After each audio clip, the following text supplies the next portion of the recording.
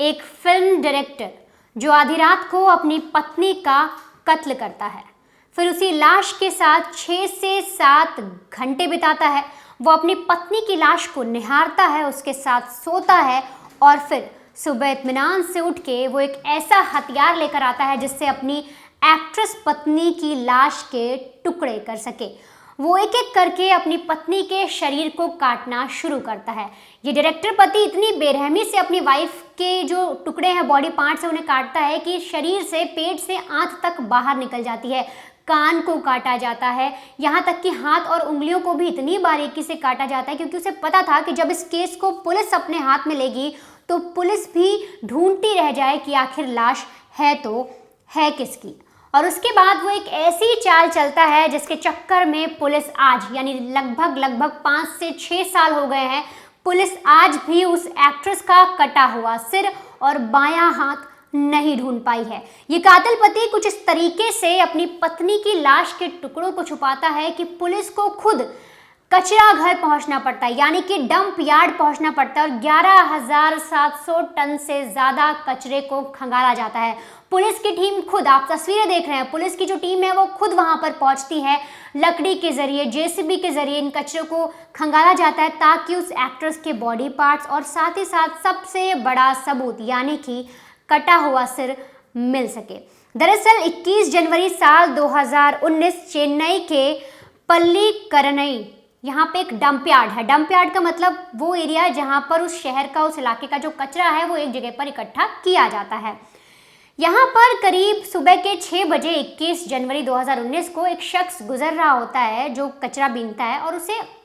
एक बोरी दिखती है। जो आप बोरी देख रहे हैं जिसको उठाया जा रहा है, ऐसी ही एक बोरी दिखती है और उसे लगता है कि बोरी से बदबू आ रही है क्योंकि वो वैसे भी एरिया डंप यार्ड था, काफ़ी ज़्यादा बदबू थी, लेकिन वो स्मेल उसे थोड़ी अजीब सी लगती है जो रोज़ की गंध से अलग थी। वो जैसे उस बोरी के पास जाता है उसे उस बोरी से कुछ उंगलियां निकली हुई दिखाई देती हैं। ये देखते ही वो शख्स डर जाता है, लेकिन हिम्मत करके वो उस बोरी को खोलने की कोशिश करता है और जैसे ही बोरी को वो हल्का सा झटका देता है उसके अंदर से एक हाथ निकल कर बाहर आता है। ये देखते ही जो शख्स था वो डर जाता है और फौरन आसपास जो लोग थे, जो और भी कचरा बीनने वाले थे, उनको बताता है।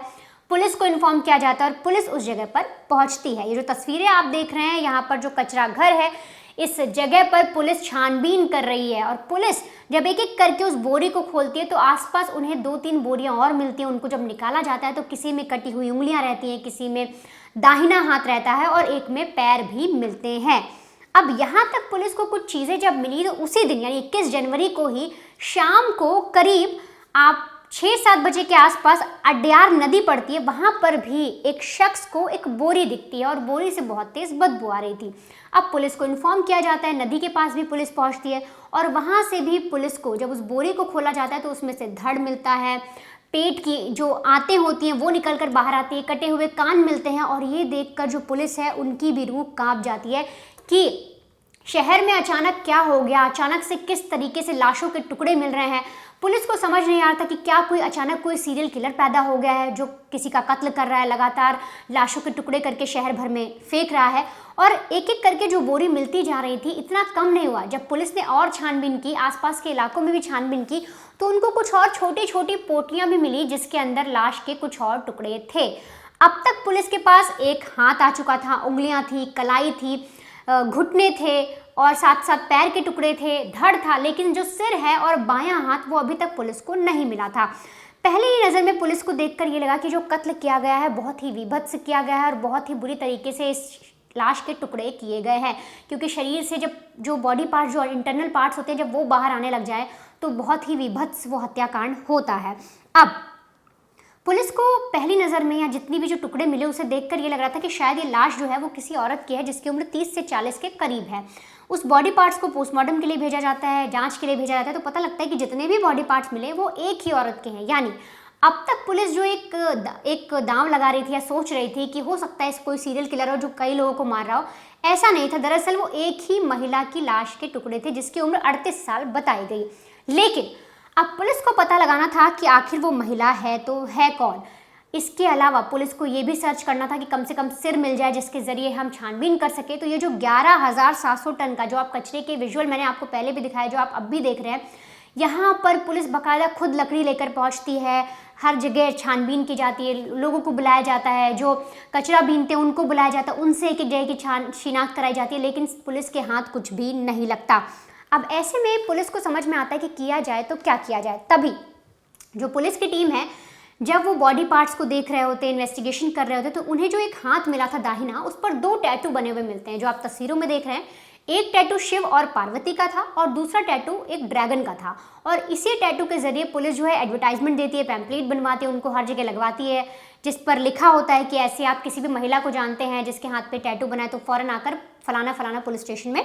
कंप्लेंट दर्ज कराई या फिर अपनी इन्फॉर्मेशन दीजिए। इसके अलावा जो पुलिस की टीम थी वो जितने भी पुलिस स्टेशन थे उनमें भी उस फोटो को सर्कुलेट करती और कहती है कि अगर हाल ही में कोई भी महिला या किसी भी गुमशुदगी की कोई रिपोर्ट आए या कोई हत्या की रिपोर्ट आए और कोई ऐसी शख्स आए सामने जो बताए कि उनके घर की कोई लड़की गायब है, तो फ़ौरन आकर आप हमें बताइए। तो ये सारी चीज़ें जो पुलिस हैं वो अपनी तरफ से कर रहे थे, इन्वेस्टिगेट करते। यहाँ तक कि जो उस वक्त कमिश्नर थे, डिप्टी कमिश्नर थे मुत्तु स्वामी, वो भी पूरी तरीके से उस पूरे केस में लगे हुए थे। उन्होंने 3 सर्च टीम बनाई थी। उन्होंने कहा था कि पूरे शहर को छान मारो, कैसे भी करके हमें कटा हुआ सिर मिल जाना चाहिए जिससे हम लाश की शिनाख्त कर पाएँ। लेकिन इतना हो जाने के बाद एक दिन बाद एक जो महिला है वो भागी भागी पहुंचती है एक पुलिस स्टेशन में, और वहाँ पर मैं आपको पुलिस स्टेशन का नाम बताऊं तो थुथुकोडी नाम है। वहाँ पहुंचकर वो कहती है कि उसकी जो बेटी है वो करीब 20 से 25 दिनों से गायब है, और नाम बताती है संध्या, उम्र बताती है 38 साल। इसके बाद थुथुकोडी जो पुलिस स्टेशन था वहाँ पर जब एक कंप्लेन आती है तो वो पुलिस जहाँ पर ये रिपोर्ट दर्ज हुई थी, जहाँ पर मिसिंग कंप्लेंट थी कि एक लड़की जो है उसके कुछ टुकड़े मिले हैं, वो जो शिनाख्त करी थी पुलिस, वहाँ तक पुलिस स्टेशन में जब ये खबर पहुँचती है तो फ़ौरन वहाँ की टीम पहुँचती है, उस महिला से पूछताछ करती है और पूरी कहानी पूछी जाती है। महिला बताती है कि उनकी बेटी 38 साल की संध्या वो कई दिन से गायब है, और उन्होंने अपने दामाद से जब पूछने की कोशिश की तो उन्होंने बताया, जो दामाद हैं वो आनाकानी कर रहे हैं और दामाद कह रहे हैं कि आपकी बेटी 19 तारीख को घर से निकल गई थी, ये बोलकर कि वो अपने मायके जा रही है, और उसके बाद उसका फ़ोन भी बंद आ रहा है। मैं खुद परेशान हूँ, मुझे खुद नहीं पता कि आखिर संध्या कहाँ चली गई। अब यहाँ तक पुलिस को एक केस मिला जिसमें एक महिला ने कंप्लेंट दर्ज कराई अपनी बेटी के गायब होने की। दूसरी तरफ जो लाश मिली उसकी भी उम्र 30 से 40 के बीच पता लगी, एक औरत की पता लगी, और साथ ही टैटू भी मिला था। अब पुलिस जो है, जो हाथ मिले थे जिस पे टैटू के निशान थे, वो उस महिला को दिखाया जाता है, उन टुकड़ों को दिखाया जाता है जिन पे एक तिल होता है, और तिल के जरिए और टैटू के जरिए जो महिला है वो शिनाख्त करती है और कहती है कि मेरी बेटी संध्या है। इसके बाद डीएनए कराया जाता है और डीएनए में भी पुष्टि हो जाती है कि वो लाश किसी और की नहीं बल्कि जो महिला कंप्लेन कराने आई थी जिनका नाम राधा था, उन्हीं की बेटी संध्या थी। अब कहानी में पुलिस को पता लगाना था कि आखिर संध्या का कत्ल क्यों किया और इतनी विभत्सा उसकी लाश के साथ क्यों की गई, आखिर कातिल है तो है कौन। इसके बाद फौरन जो पुलिस है वो उसके हस्बैंड बालाकृष्णन के पास पहुंचती है और उनसे पूछताछ करती है, लेकिन बार बार जो बालाकृष्णन है वो यही कहता है कि देखिए मेरी पत्नी 19 तारीख को ये बोलकर निकली थी कि वो अपनी माँ से मिलने जा रही है, अपने मायके जा रही है, लेकिन मुझे खुद नहीं पता। शाम को जब मैंने उसे कॉल किया तो उसका कॉल पिक नहीं हुआ, मैं भी परेशान हो गया, मैंने भी उसे कई जगह ढूंढा, और आज तक हम ढूंढ रहे हैं, हमें उसका कोई भी इनपुट नहीं मिला। लगातार पुलिस की पूछताछ पर बालाकृष्णन यही जवाब दे रहा था। इस पर पुलिस ने उसे कई सारे सबूत दिखाए। पुलिस ने कहा कि अगर तुम झूठ बोलोगे तो मेरे पास बहुत सारे सबूत हैं तुम्हारे खिलाफ, बहुत सी ऐसी चीज़ें हैं, तुम ये तस्वीरें देखो, कितनी बेरहमी से तुमने अपनी पत्नी का कत्ल किया, उसका मर्डर किया, यहाँ तक कि तुमने उसके टुकड़े भी किए। ये सारी चीज़ें दिखाकर पुलिस उसे घुमाने की कोशिश करती है, और ऐसे में जो बालाकृष्ण जो असिस्टेंट फिल्म डायरेक्टर था वो टूटता है और वो एक कहानी सुनाता है। वो बताता है कि देखिए संध्या से उसकी शादी 2002 में हुई थी, दोनों की मुलाकात हुई थी 2002 में, प्यार होता है और दोनों एक दूसरे से शादी कर लेते हैं। शादी के बाद उनका एक बेटा और एक बेटी भी होता है, और ये लोग बहुत अच्छे से फैमिली में रह रहे थे। लेकिन होता यह है कि जो संध्या है उसे एक्ट्रेस बनना था, वो छोटे मोटे कुछ रोल कर रही थी। यहाँ पर जो बालाकृष्णन थे वो भी असिस्टेंट फिल्म डायरेक्टर थे, और हाल ही में उन्होंने एक फिल्म रिलीज़ की थी जो कि फ्लॉप हो गई, जिससे उनकी लाइफ में बहुत सारी प्रॉब्लम्स आई, फाइनेंशियल प्रॉब्लम आई और तो और मेंटल प्रॉब्लम्स भी आई, जिससे उन दोनों की लड़ाइयाँ होने लगी। इसके अलावा बालाकृष्णन ने कहा कि जब हमारी लड़ाइयाँ शुरू हुई, बहुत प्रॉब्लम हुई, तो मैंने अपनी पत्नी को उसके मायके भेज दिया ताकि वो कुछ दिन वहाँ पर रहे, चीज़ें थोड़ी शांत हो, हमारे बीच का कलेश कम हो। लेकिन जैसे ही संध्या अपने मायके गई, वहाँ पर उसने मुझे एक बात बताई कि उसके साथ कास्टिंग काउच हुआ है, और ऐसे में मुझे शक हुआ कि शायद उसका किसी के साथ अफेयर चल रहा है, क्योंकि कुछ समय बीतने के बाद जब मैं उसे वापस आने को कहता, घर आने को कहता, तब वो आती भी नहीं, और मैंने कुछ चीज़ें सही करने की कोशिश भी कर, इसीलिए मैंने अपनी पत्नी को वापस घर बुलाया। घर आने के बाद भी मुझे ऐसा लगा कि जो मेरी पत्नी है वो ठीक से बात नहीं करी और शायद उसका किसी से अफेयर चल रहा है, और मैंने इसीलिए उसका कत्ल कर दिया।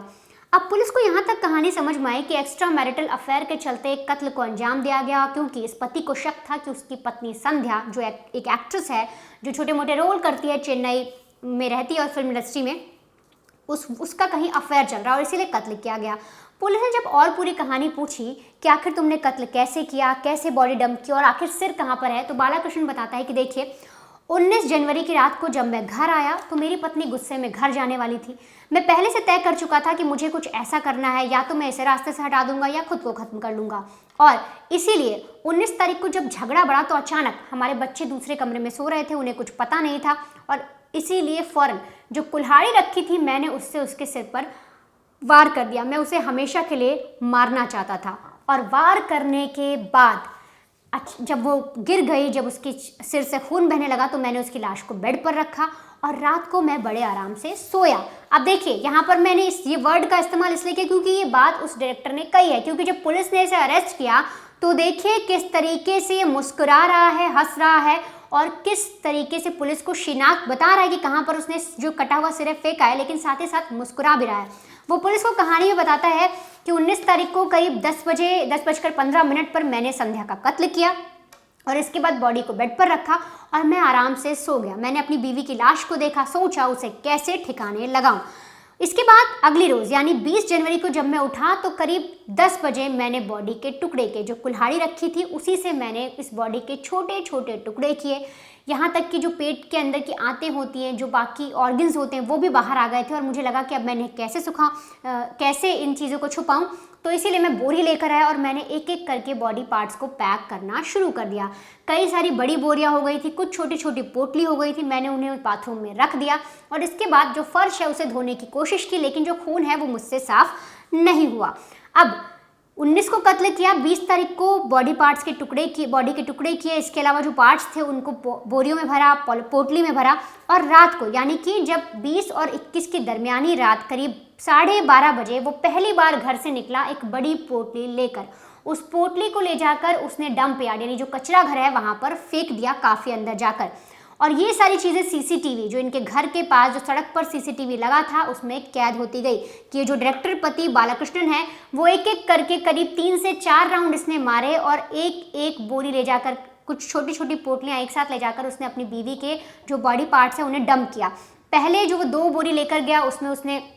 हाथ थे कटे हुए पैर थे, कान था, ये सारा जो चीज़ थी उसने कचरा घर यानी डंप यार्ड में फेंका। इसके अलावा वो दोबारा से जो छोटी छोटी पोटलियाँ लेकर गया उसे जंगल के रास्ते में जो सड़क किनारे सुनसान जगह पड़ती है वहाँ पर फेंका, और फिर जो नीचे के धड़ का हिस्सा था वो लेकर गया और जो ऊपरी धड़ था उसे लेकर गया, उसे ले जाकर इसने नदी किनारे फेंक दिया। और इसके बाद ये घर आता है, कोशिश करता है कि जो इसके कपड़े पर कुछ छींटे लगे हैं या कुछ भी ऐसे निशान है जूते चप्पल पर वो साफ़ कर दे। इसने घर साफ़ करने की कोशिश भी, लेकिन ये पूरी तरीके से उससे भी साफ़ नहीं कर पाया। इसके बाद पुलिस ने जब वहाँ का सीसीटीवी निकाला, सीसीटीवी में सारी चीज़ें दिखी, किस तरीके से ये बोरियां लेकर निकल रहा है। पुलिस को एक सबूत ये मिल गया, बॉडी पार्ट्स मिल गए, लेकिन अब भी पुलिस का मकसद था कि वो जो कटा हुआ सिर है उस एक्ट्रेस का वो बताया जाए। इसके बाद बालाकृष्णन को उस जगह पर ले जाया जाता है, उस डंप यार्ड में ले जाया जाता है। यहाँ पर आप देखिए किस तरीके से पुलिस को इशारा करके बता रहा है कि इसने कहाँ पर सिर फेंका था। हो सकता है झूठ भी बोल रहा हो क्योंकि